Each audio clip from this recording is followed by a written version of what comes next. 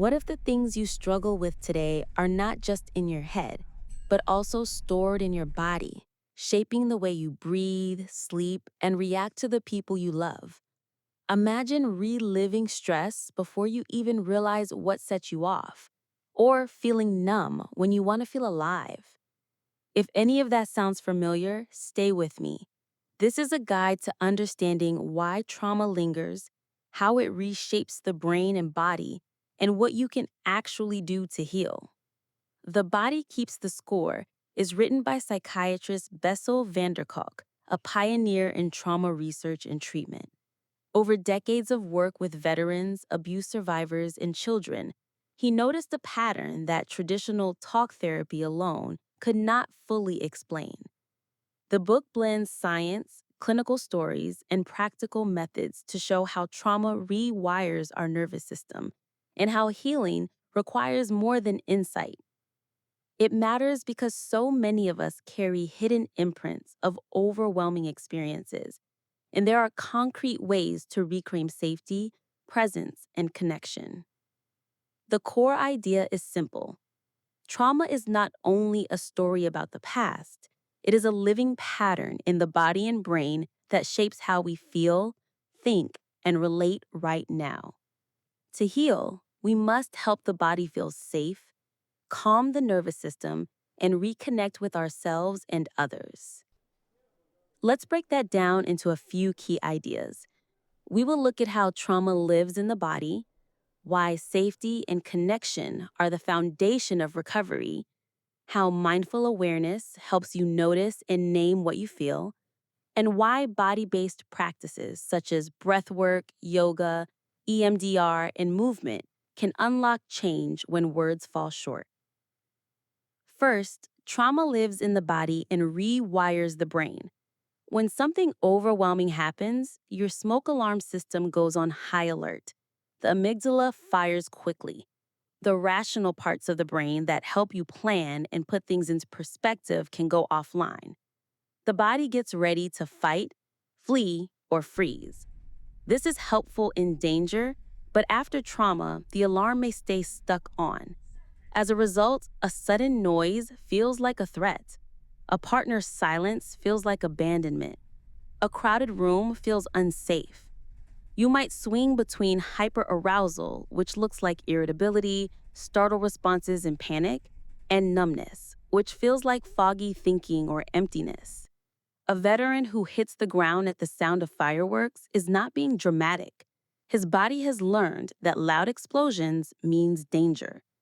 The body reacts before words can catch up. What can you do about it? Step one is learning to notice the body's signals without judgment. Practice a 2-minute body scan. Sit or stand with your feet on the floor. Notice your breath without changing it. Scan from head to toe for areas of tightness or warmth. Name what you feel: tight chest, fluttering stomach, hot face, cold hands. This simple act begins to reconnect your sensing brain and your thinking brain. It teaches your nervous system that you can observe a sensation without being overwhelmed by it. Over time, this awareness helps you catch stress early and respond rather than react. Second, safety and connection are the foundation of recovery. Trauma often involves powerlessness and isolation. Recovery requires experiences that restore agency and trust. This starts with feeling safe in your own body and extends to safe relationships. The author shares how traumatized children improved most when their environment became predictable and caring. Adults show the same pattern. When you feel seen and safe, your nervous system settles, your breath deepens, your heart rate variability improves, and your brain becomes more flexible. Here is a simple example. A teenager who endured chronic bullying feels constantly on guard at school and at home. In therapy, he is encouraged to build a daily safety ritual. Every morning, he spends 5 minutes with a parent on a calm check in. They agree on a code word for overwhelm. If he texts the word during the day, the parent replies with a short message and a plan for after school. This small ritual does more than provide comfort. It shows his nervous system that help is available and that he has choices. Safety is not just the absence of threat, it is the presence of predictable support. To apply this yourself, create a personal safety map. List 3 places where your body tends to relax, 3 people who help you feel grounded, and 3 activities that reliably lower stress, such as a walk, a shower, or listening to a specific song. Keep the list in your phone. When you feel activated, choose one item and do it for 5 minutes. This builds a bridge from overwhelm to regulation. Third, mindful awareness and naming emotions help you regain control. After trauma, many people either relive feelings without words or shut down feelings to stay functional. Both patterns cut you off from yourself. Mindful awareness brings sensations, feelings, and thoughts back into conscious awareness, where they can be worked with. The book highlights practices like guided meditation, focused breathing, and yoga to strengthen the observing self, the part of you that can notice without being swept away.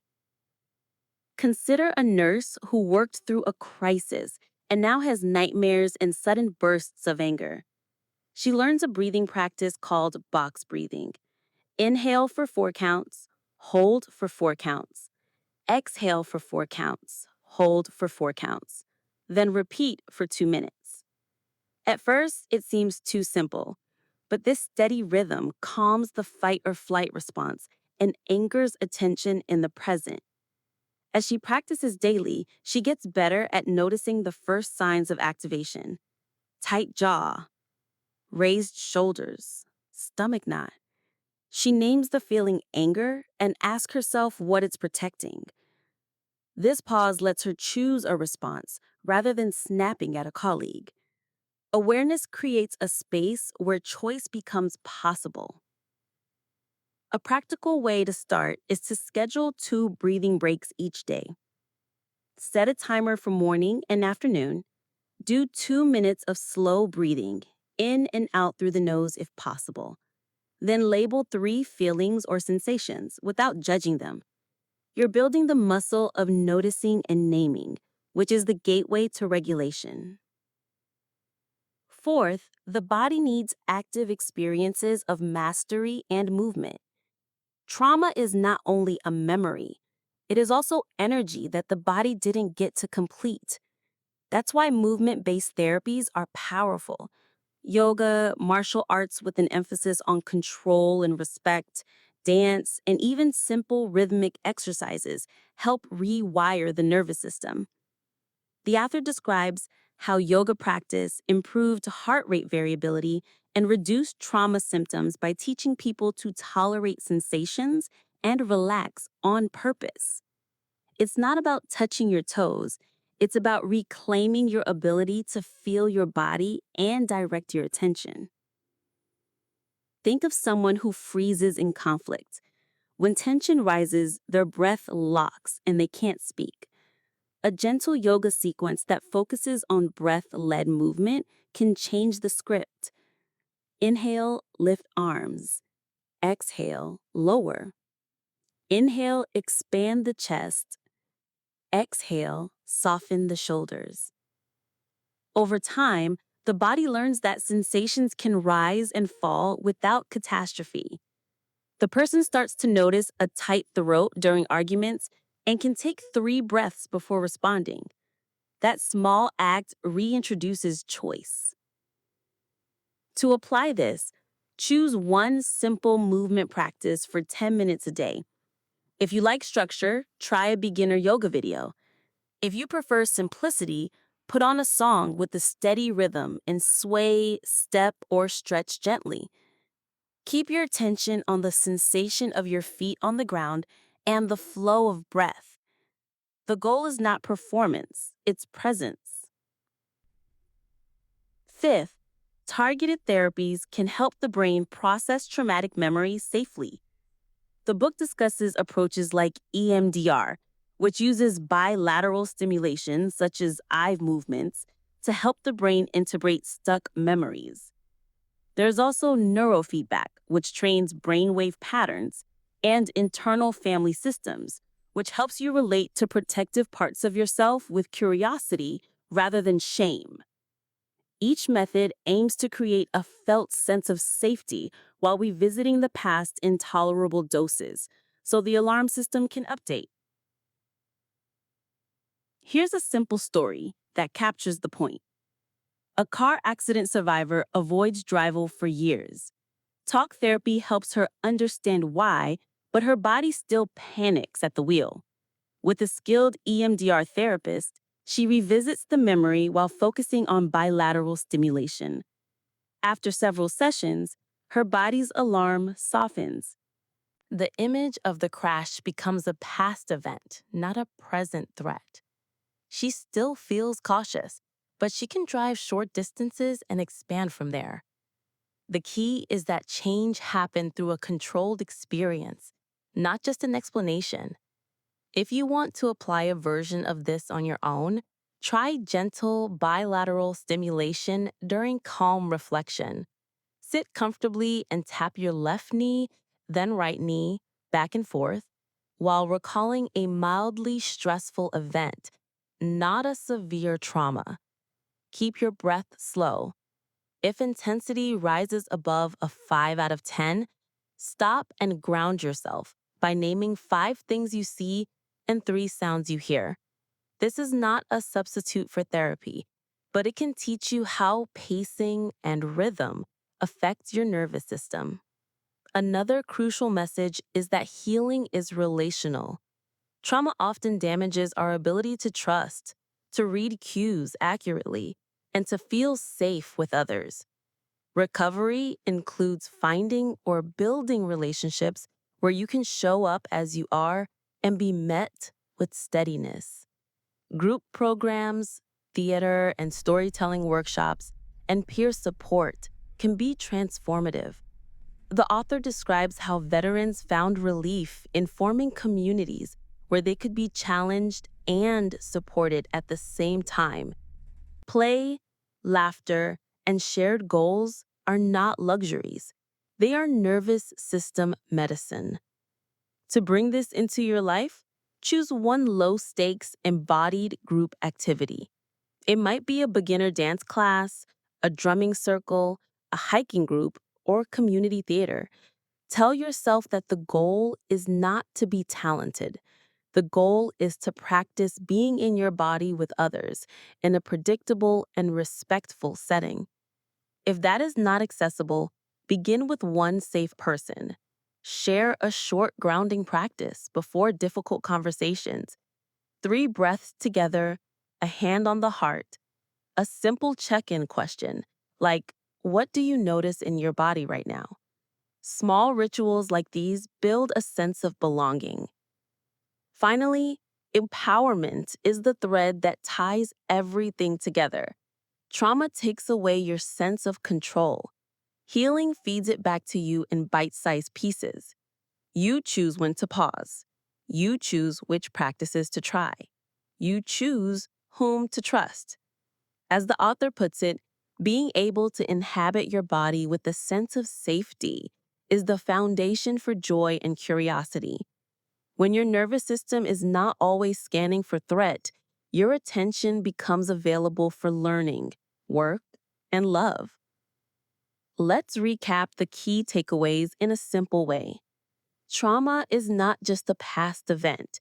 It is a current pattern in the brain and body that can hijack your reactions. The body keeps the score, which is why noticing sensations and calming the nervous system are essential. Safety and connection are the first medicines, built through predictable routines, trustworthy relationships, and environments that respect your boundaries.